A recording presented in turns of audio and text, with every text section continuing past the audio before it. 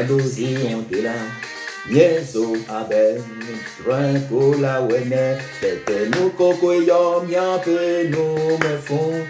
N'y a pas de cho assez yo blonde yo kondo mede, Yeho wa wa no gan wo na fiao. Nzio wa, Yadozi ontela, Yeso abe, Tranco la wene, Tete nou koko yom yape nou me fon. N'y a pas de cho assez yo blonde yo kondo mede, Yeho wa wa no gan wo na fiao. Yehowa, ona mi baba, eyata di chamiro.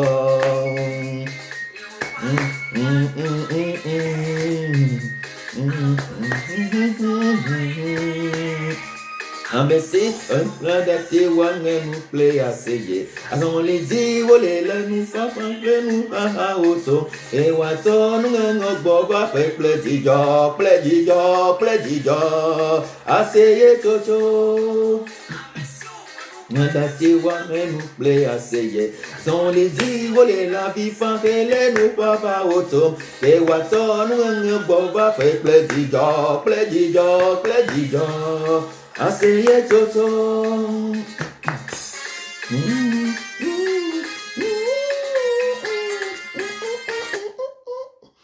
Bien-aimés dans le Seigneur, peuple de Dieu, soyez donc les bienvenus parce que aujourd'hui même, votre Goliath est tombé.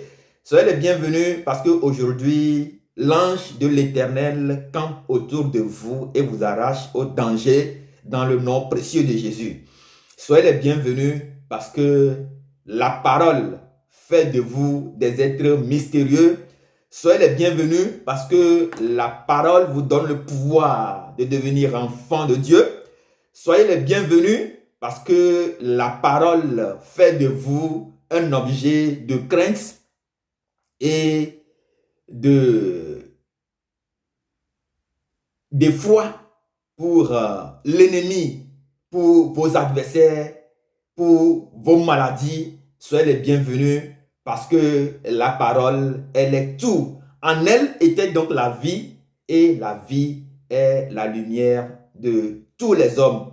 Soyez les bienvenus parce que vous êtes sélectionnés parmi ceux qui doivent partager la joie de ce matin, la joie de la guérison, la joie de la délivrance, la joie de la restauration, la joie d'élévation, la joie de la promotion avec nous ce matin. Soyez donc les bienvenus. Et nous proclamons ce matin à travers le psaume 34, verset 10, notre foi, qui dit: les lionceaux éprouvent la disette et la faim, mais ceux qui craignent l'Éternel ne sont privés d'aucun bien. Je reprends. Les lionceaux éprouvent la disette et la faim, surtout dans ce monde surtout les crises que nous vivons actuellement. Les lionceaux, la Bible déclare que les lionceaux éprouvent la disette et la faim. La faim, ça peut être physique, ça peut être spirituel, ça peut être d'ordre matériel, financier, mais ceux qui craignent l'Éternel ne sont privés donc d'aucun bien. Nous ne sommes privés d'aucun bien. Je déclare, Seigneur, j'annonce, je proclame, je décrète que nous ne manquons d'aucun bien, vous ne manquez d'aucun bien, car la parole de Dieu déclare dans le livre d'Ézéchiel que si nous sommes tombés, c'est lui, l'Éternel des armées, qui nous relève. Si nous sommes malades, il nous guérit. Faibles, il nous réconforte. Nous ne manquerons donc d'aucun bien. Je déclare ce matin que tu ne manques d'aucun bien, que tu aies la santé. Je déclare que tu sois restauré. Je déclare et je décrète que tu sois restauré, tu sois revigoré. Je déclare que tu te lèves de ton lit d'hôpital ce matin. Je déclare que la parole visite toutes les parties les plus sombres de ton existence et te reconfère ce pouvoir d'enfant de Dieu. Je déclare ce matin que la puissance de l'Éternel visite ta maison, visite ta famille et t'arrache au danger de la mort, t'arrache au danger de la malédiction, t'arrache au danger de la stérilité, t'arrache au danger de toute forme de méchanceté de l'ennemi, t'arrache au danger de l'envoûtement, t'arrache au danger au danger, au piège de l'ennemi sur ta route. Donc je déclare ce matin que ton pouvoir est à ta porte. Il suffit donc juste d'avoir la foi, ce sur quoi nous débattons ces moments. Nous sommes très contents parce que nous avons la foi. Nous sommes très contents, très heureux parce que nous sommes des gens de foi. Nous sommes fervents, nous sommes des fervents et tout ce que nous demandons à l'Éternel, nous le recevrons. Donc nous sommes donc dans la joie de l'Éternel. Soyez bénis, peuple de Dieu, bien-aimés dans le Seigneur. Soyez les bienvenus.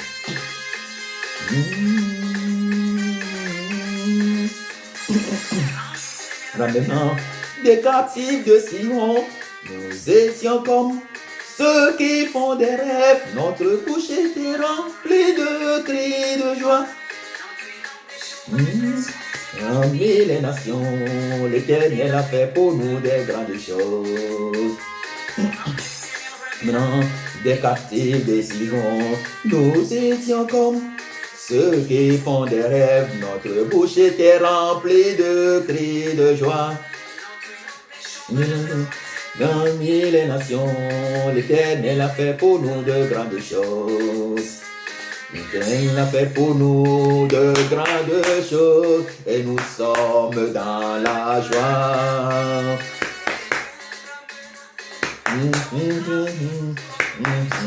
Dans le midi, a messieurs, pas nous plada si wane nous plaît assez. Azon les dingo les la vie fan que les nous papa autom que wato nous enyo bova fe plejijo assez toto. Azon les dingo les la vie fan que les nous papa auto que wato nous enyo bova fe plejijo assez toto.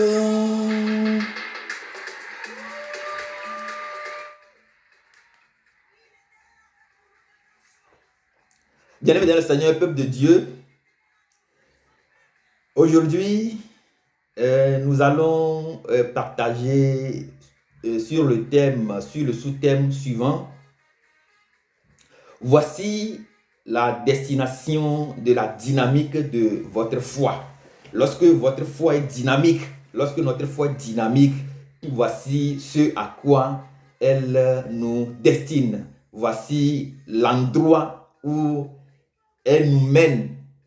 Voici donc ce à quoi notre foi nous destine si nous tenons bon dans la prière, si nous veillons avec le Seigneur.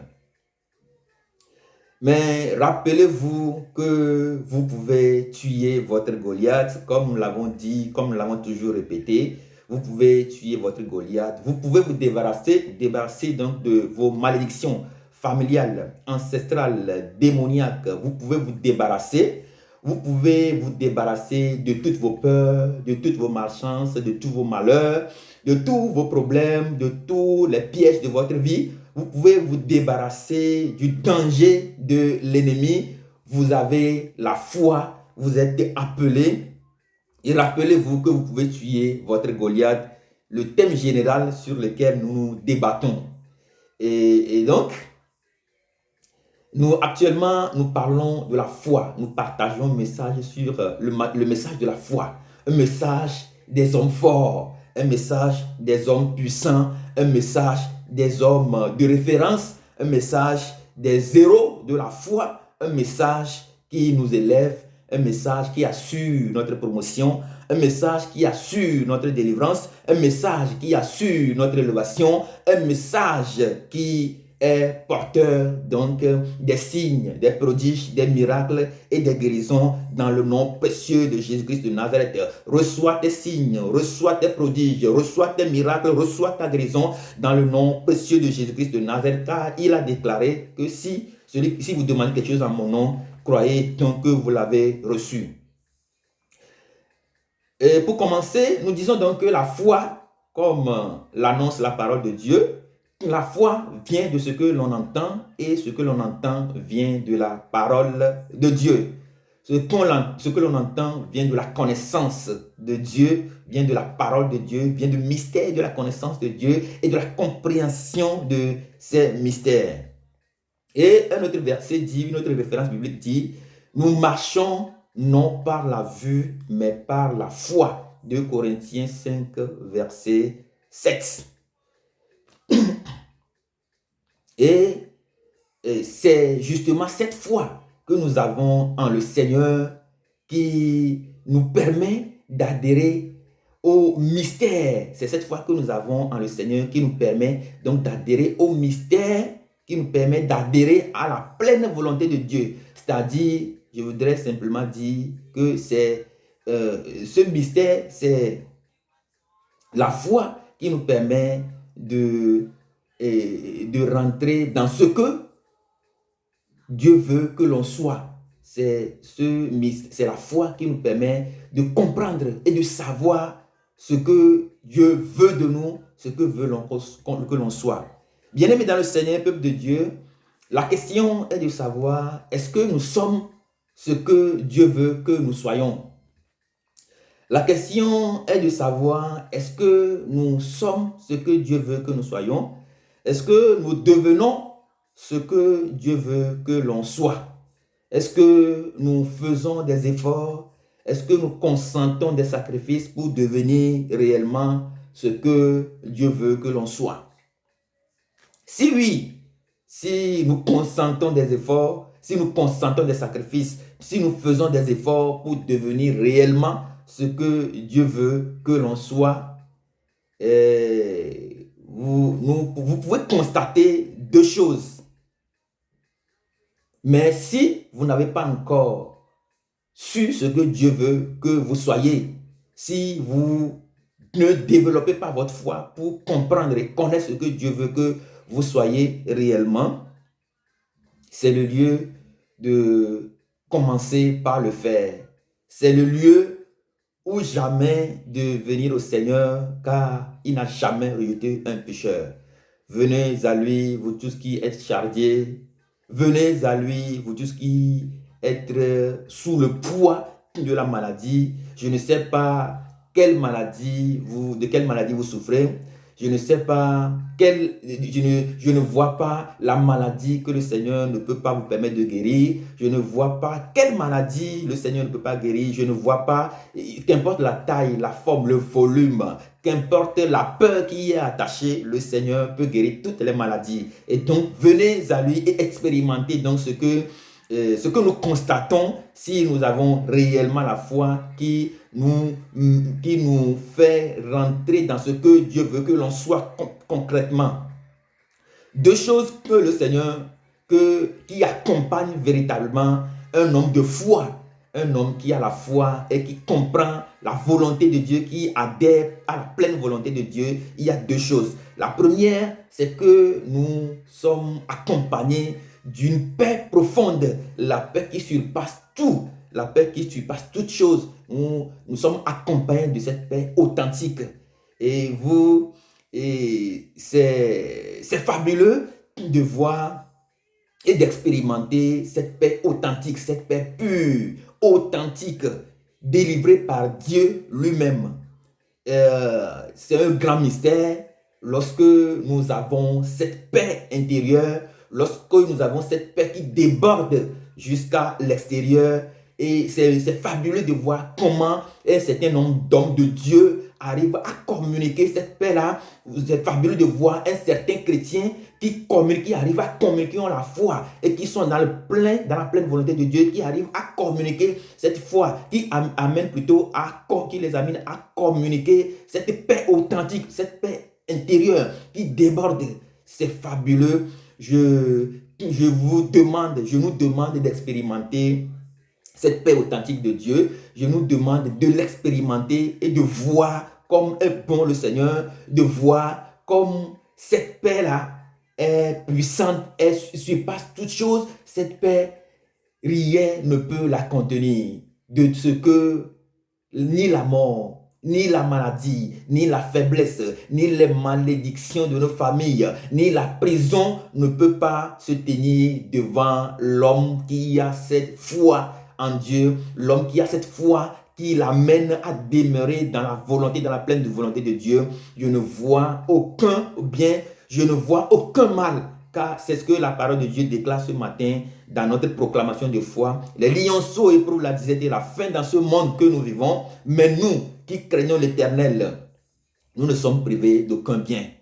Avec la paix que nous développons, nous ne sommes privés d'aucun bien. La deuxième chose que nous expérimentons en tant que des hommes qui ont la foi en Dieu et en un seul Dieu, le Dieu que Isaïe a décrit comme celui qui est la pierre détachée de la montagne, celui dont la traîne remplit le temple. Donc, si nous avons cette foi-là, la deuxième chose que nous pouvons, qui nous accompagne quotidiennement, qui nous accompagne jusqu'à l'éternité, c'est que la foi que nous avons en Dieu, en nous plaçant dans sa pleine volonté, fait de nous des hommes de référence, fait de nous des icônes pour notre génération présente et les générations à venir. Nous devenons des êtres d'éternité en éternité. Dieu est roi et nous régnons avec lui. Et nos noms demeurent sur la terre, nos noms demeurent dans le ciel, nos noms traversent, résistent au temps et à l'espace et traversent le temps jusqu'à l'éternité. Et c'est pour cette raison que je vous lance un appel, je vous lance ce défi.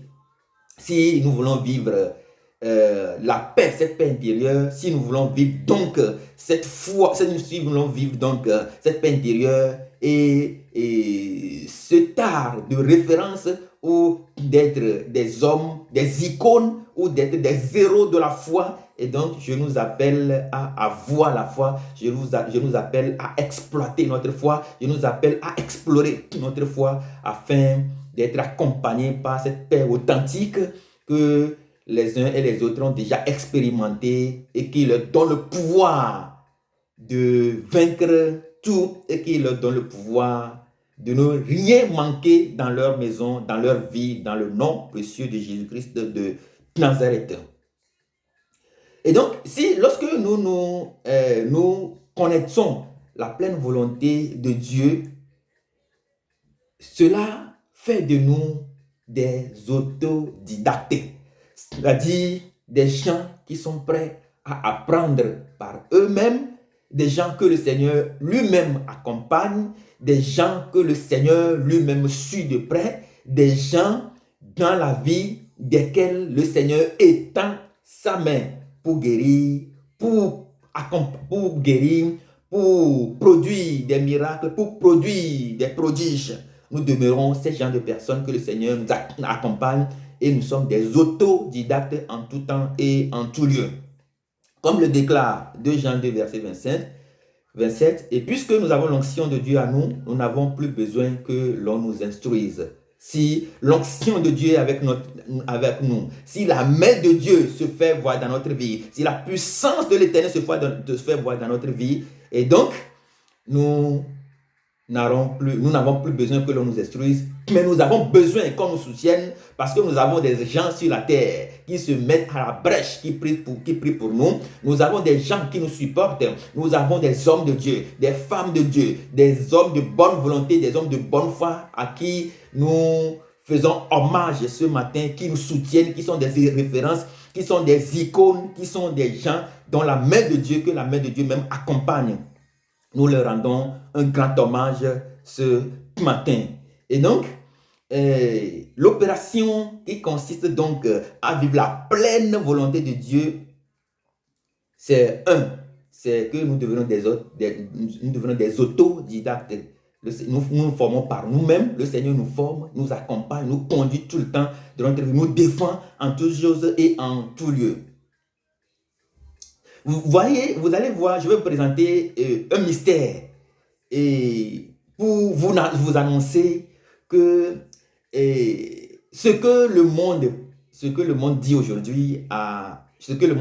aujourd'hui, les propos que tient le monde, Et le monde de la science aujourd'hui est toujours en dessous de la foi que nous avons en Dieu. Les propos sont toujours en dessous de la foi que nous avons en Dieu. La preuve, je vais présenter une seule preuve que nous allons, ce matin, que nous allons analyser. Les experts de l'UNESCO ou les expertises de l'UNESCO ont développé deux formes d'autodidaxie. Et donc, la première forme d'autodidaxie, c'est l'art d'apprendre par soi-même. Lorsque vous avez la foi, vous pouvez apprendre par vous-même. La foi, votre foi constitue donc votre guide et qui vous amène à sélectionner à sélectionner des choses que vous devez apprendre parce que justement, vous êtes guidé à faire la volonté de Dieu. Vous connaissez la volonté de Dieu pour vous. Et donc, votre foi vous amène justement à faire des sélections de ce que vous devez normalement apprendre pour pouvoir réaliser la pleine destinée, votre pleine destinée. Et donc, académiquement, l'UNESCO a développé deux formes d'autodidaxie. La première forme d'autodidaxie, c'est donc l'aristocratie. C'est ce que nous appelons l'autodidaxie aristocratique.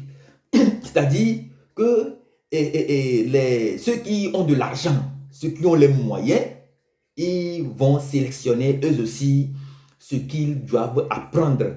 Ils font des sélections, ils apprennent, ils vont dans de grandes écoles, ils apprennent des choses pour pouvoir construire le monde, pour pouvoir faire avancer la science, pour pouvoir se développer et développer la société dans laquelle nous vivons.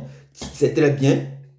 Nous sommes aujourd'hui dans la société de l'économie et donc de la connaissance. Et donc, il est aussi bien que nous apprenions, nous ayons cette force-là de pouvoir sélectionner ce que nous voulons apprendre de nous-mêmes parce que nous avons les moyens pour pouvoir payer nos formations. Et la deuxième forme d'autodidaxie que nous pouvons donc que l'expertise de l'UNESCO a développé, c'est l'autodidaxie prolétarienne. Prolétarienne, c'est-à-dire l'autodidaxie des pauvres. C'est-à-dire que nos parents disent, mais les enfants, allez à l'école, lorsque vous allez finir les études, vous allez apprendre, vous allez trouver du travail et vous allez devenir de grandes personnalités dans la société. C'est-à-dire que c'est la forme d'autodidaxie qui nous a été imposée. Donc les parents disent allez à l'école sans pour autant se souvenir que nous avons des dons, des talents, des capacités qui sont innées en nous, que nous pouvons développer et par lesquels nous pouvons arriver à réussir favorablement notre vie et à remplir notre destinée.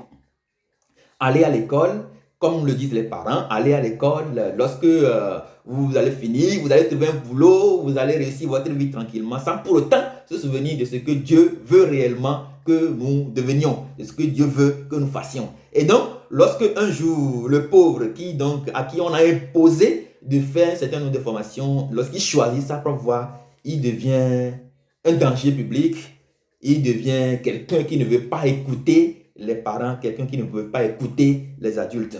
Mais celui qui a donc la foi en Dieu, notre foi en Dieu, notre foi aussi riche soit-elle, fait un miracle, accomplit un miracle dans notre vie. Le miracle est celui-ci. Notre foi, aussi riche soit-elle, nous permet de dépasser l'appareil scientifique, l'appareil rituel dans lequel se trouve la science.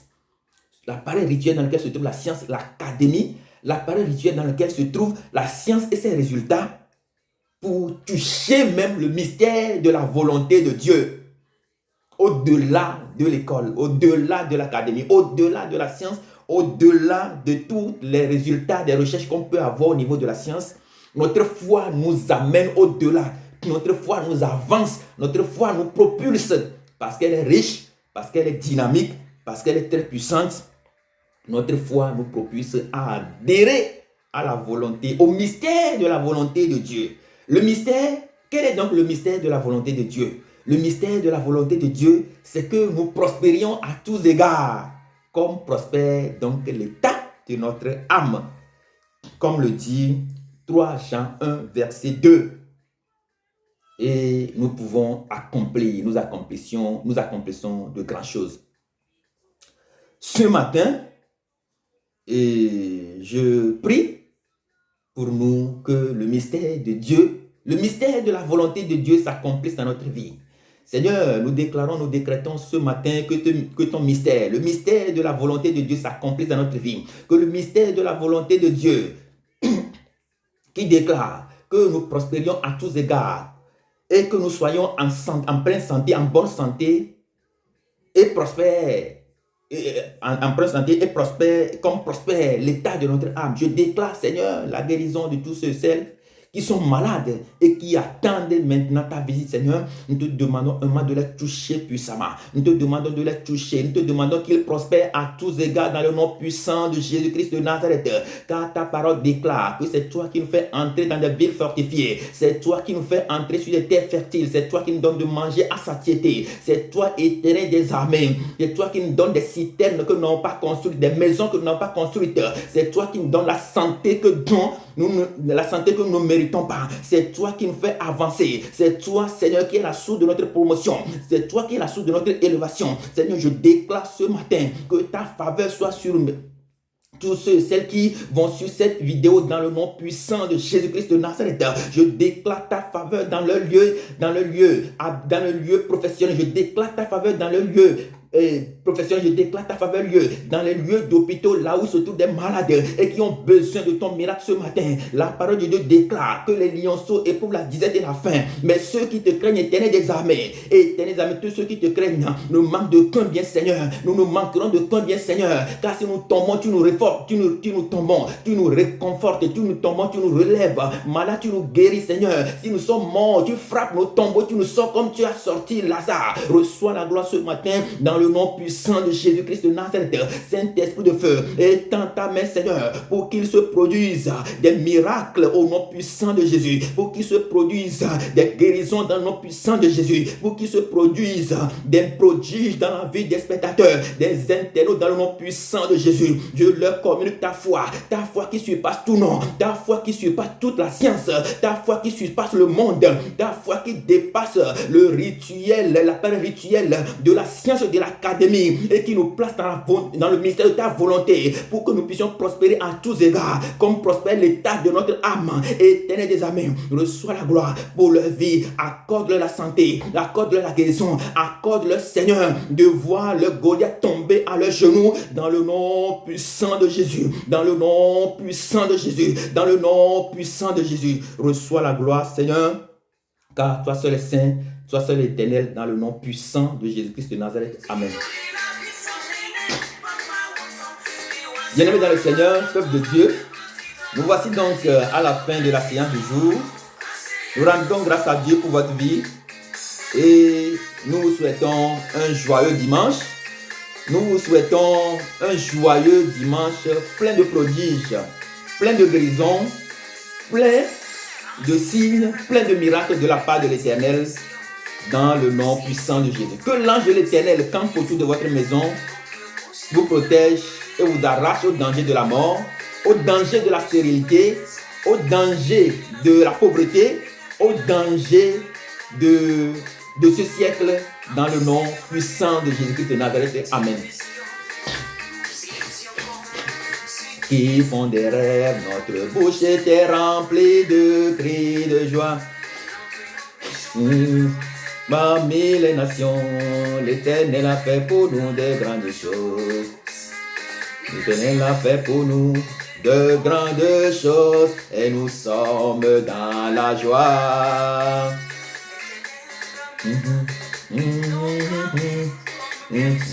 Dans le midi, à messieurs, pas nous plaît d'assis, wangue nous plaît assez. Azon les dit, volez la vie, fan que les nous papa auto. Que wato, nous n'en bova, fait plaisir, plaisir. Asseyez, chocho.